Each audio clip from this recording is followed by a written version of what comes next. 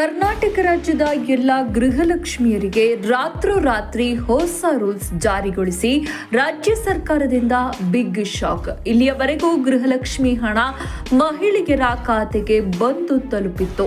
ಇವತ್ತಿಗೆ ಒಟ್ಟು 11 ಕಂತುಗಳ ಹಣ ಮಹಿಳೆಯರ ಖಾತೆಗಳಿಗೆ ಜಮಾ ಆಗಿದೆ. ಆದರೆ ಇನ್ನು ಮುಂದೆ ಇಂತಹ ಮಹಿಳೆಯರ ಖಾತೆಗಳಿಗೆ ಬರೋದಿಲ್ಲ ಹಣ. ಹೌದು, ರಾಜ್ಯ ಸರ್ಕಾರವು ಗೃಹಲಕ್ಷ್ಮಿಯರಿಗೆ ಹಣವನ್ನ ಹೊಂದಿಸೋಕೆ ಹರಸಾಹಸ ಪಡ್ತಾ ಇದ್ದು ಮೇಲಿಂದ ಮೇಲೆ ಹೊಸ ನಿಯಮಗಳನ್ನ ದಿನಕ್ಕೊಂದು ಜಾರಿಗೊಳಿಸ್ತಲೇ ಇದೆ.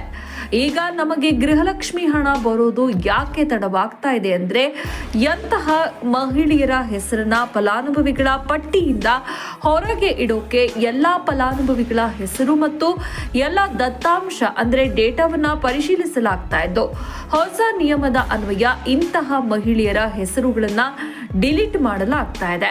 ರಾಜ್ಯದಲ್ಲಿ ಇಲ್ಲಿವರೆಗೂ 11 ಕಂತುಗಳ ಹಣವನ್ನ ಪಡೆದ ಎಲ್ಲ ಮಹಿಳೆಯರಿಗೆ ಇನ್ನು ಮುಂದಿನ 12ನೇ ಕಂತು ಸೇರಿದಂತೆ ಮುಂದಿನ ಕಂತುಗಳು ಎಲ್ಲರಿಗೂ ಕೂಡ ದೊರೆಯುವುದಿಲ್ಲ. ರಾಜ್ಯ ಸರ್ಕಾರದಿಂದ ಇಂತಹ ಮಹಿಳೆಯರ ಹೆಸರುಗಳನ್ನ ಫಲಾನುಭವಿಗಳ ಪಟ್ಟಿಯಿಂದ ಹೊರಗಿಡಲಾಗಿದೆ. ಹಾಗಾಗಿ ಗೃಹಲಕ್ಷ್ಮಿಯರು ತಪ್ಪದೆ ಈ ವಿಡಿಯೋವನ್ನ ಕೊನೆಯವರೆಗೂ ನೋಡಿ.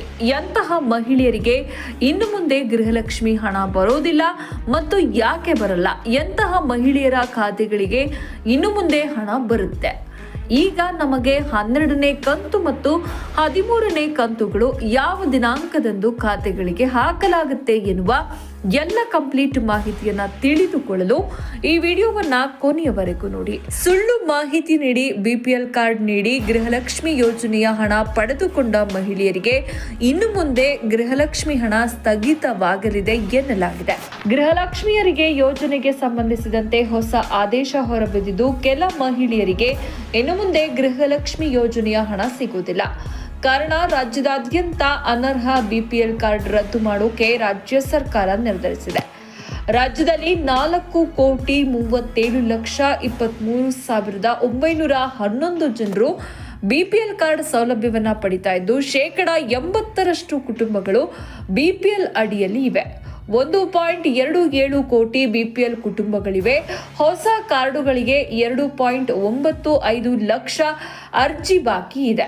ನೀತಿ ಆಯೋಗದ ಪ್ರಕಾರ ರಾಜ್ಯದಲ್ಲಿ ಬಡವರ ಸಂಖ್ಯೆ ಕಡಿಮೆಯಾಗಿದ್ರೂ ಬಿಪಿಎಲ್ ಕಾರ್ಡ್ ಪ್ರಮಾಣ ಕಡಿಮೆಯಾಗದಿರಲು ಕಾರಣ ಏನು? ಈ ಕುರಿತಂತೆ ಪರಿಶೀಲನೆ ನಡೆಸಿ ಅನರ್ಹರನ್ನ ಕೈಬಿಡುವ ಕಾರ್ಯ ನಡೆಯಬೇಕು. ಇದೇ ರೀತಿ ಮೃತ ಸದಸ್ಯರ ಹೆಸರು ತೆಗೆದುಹಾಕುವ ಪ್ರಕ್ರಿಯೆ ತ್ವರಿತಗೊಳಿಸಬೇಕು ಅಂತ ಸಿಎಂ ಸಿದ್ದರಾಮಯ್ಯ ತಿಳಿಸಿದ್ದಾರೆ. ಗೃಹಲಕ್ಷ್ಮಿ ಯೋಜನೆಗೆ ಮುಖ್ಯವಾಗಿ ಬಿಪಿಎಲ್ ಕಾರ್ಡ್ ಕಡ್ಡಾಯವಾಗಿದ್ದು, ಬಿಪಿಎಲ್ ಕಾರ್ಡ್ ರದ್ದಾಗಿದ್ದರೆ ಗೃಹಲಕ್ಷ್ಮಿ ಹಣ ಕೂಡ ರದ್ದಾಗಲಿದೆ ಎನ್ನಲಾಗಿದೆ.